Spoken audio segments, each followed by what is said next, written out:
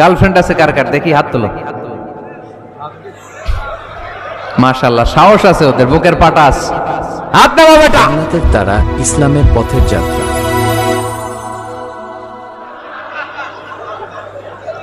এই গার্লফ্রেন্ড বয়ফ্রেন্ডের সাথে আমাদের কোনো সম্পর্ক, আমরা বিয়ে করব। কি করব? বিয়ে করব। চেয়ারম্যান সাহেব বিয়ে করাই দিন এগুলারে, আপনার দায়িত্বে দিয়ে গেলাম। এই গার্লফ্রেন্ড বয়ফ্রেন্ড এগুলো ইসলামের বিয়ের চেয়ে ভালো কাজ পৃথিবীতে হতে পারে।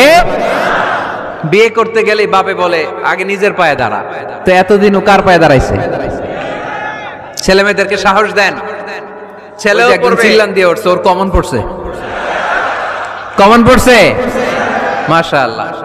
গার্ডিয়ানরা যারা আছেন ওদের দুঃখ কষ্ট একটু মিলাই দিয়েন, ওদেরকে বিয়ের পিড়িতে বসায় দিয়েন। বিয়েতে কল্যাণ, বিয়েতে বরকত। বিয়ের মতো ভালো কাজ হতে পারে? সব নবীরা বিয়ে করেছেন। আর নিকাহ মিন সুন্নতি, বিয়ে আমার সুন্নাত। ফামান রাগিবা আন সুন্নতি ফালাইসা, ভালোবাসে না সে আমার উম্মত হতে পারে না। বিয়েটাকে সহজ করে দেন।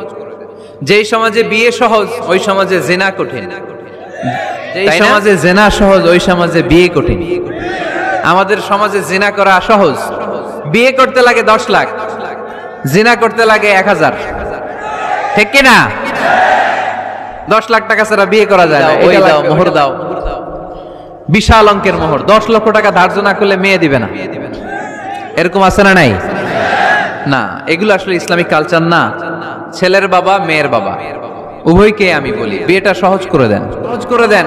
ছেলে পড়াশোনা করুক, সমস্যা নাই, মেয়েও পড়ুক, কিন্তু তারা পবিত্রভাবে তাদের সম্পর্ককে মেনটেন করুক। ঠিক কিনা?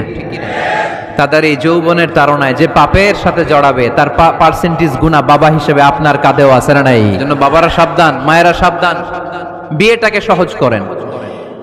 এই এলাকার যুব সংঘ যারা আছো, তোমরা একটা ক্যাম্পেইন করবা এই মাহফিলের পরে, টাইমলি ম্যারেজ ক্যাম্পেইন।